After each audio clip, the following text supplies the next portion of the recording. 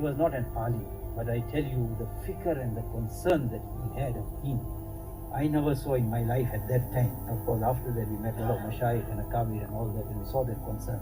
But at that time in South Africa, in the early days, in 1962, when he started this work, it was Allah Ta'ala's fazal that this young person at that time, or at that time a young person of 17, it was just three of us, himself, his father-in-law and myself. There was a bayan that took place in the Grey Street Masjid. Somebody wrote on the masjid board, Hajee Maulana, Hazrat Maulana Hajee Bhai Padia Sahib Damas Barakatuh will give bayan. So who knows that time? Very few ulama came to the country, so the masjid was packed. And he had luknat in his tongue also, his speech also, he was stammering. But look at that person, what Allah Ta'ala work he took from him. And he was going on and on trying to explain this work. Nobody understood anything, neither did I understand anything. When he called for names to help, it was the December holidays and I happened to be there. So when he called for help, he said, who is going to help me in this work? So I see nobody standing, so I put up my hand, I'll help you. Then his father-in-law stood up and he gave his hand, and one another old man gave his hand. So now they're asking me, what help will you give him? I said, I don't know. In the first place, I didn't even understand what he was speaking in Urdu, but now I'm going to ask him. But the man is asking for help, then it's necessary that somebody must say, I'll help you. After that, find out whether you can help him or you can't.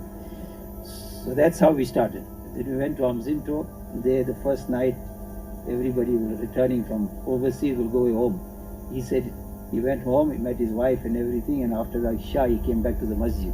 And he said, he's going to make i'tikaf in the masjid. Now, we never heard of i'tikaf in a masjid other than Ramadan.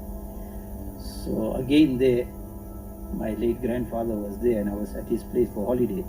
So I said, this man is going to sleep alone in the masjid. He said, yeah. I said, he's going to sleep alone. I said, no, that's not right, allowing him to sleep alone. Somebody must give him company. So I said, you're going to give him company? I said, yes, I'll give him company. So he gave me some bedding. I went there. Hajee Bhai got very happy. So now every little creak and noise and sound, Jinnat must have come from this side, Jinn must have come from that side.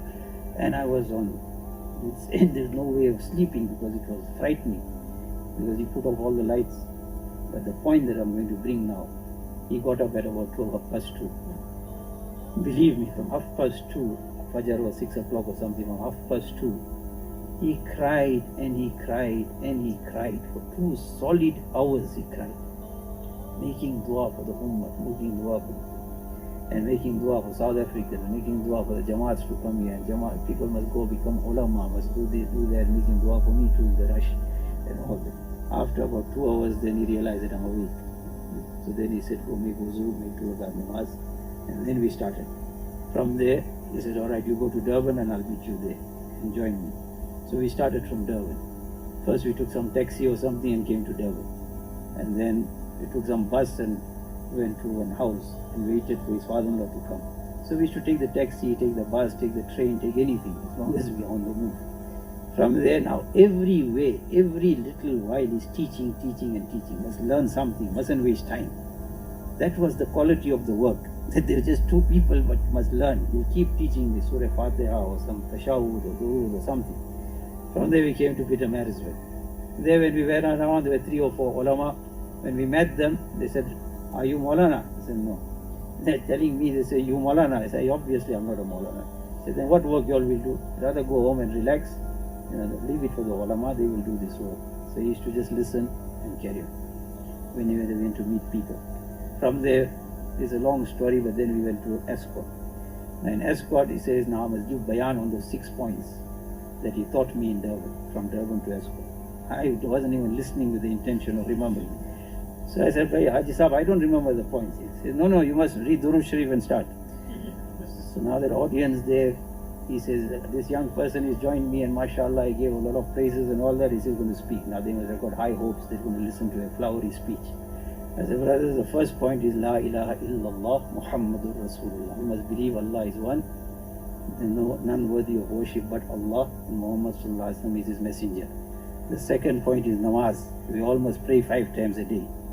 The third point is ilm and zikr, that we must learn about Iman, Islam, and make some zikrullah. And then I'm asking Haji Sahib, what's the 4th point?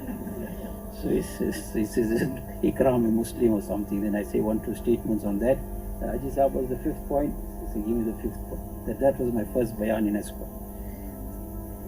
And we used to make gush and go and Then from there we went to Ladysmith. Nobody wants to listen. Then we came this side to Newcastle. Again, nobody wants to listen.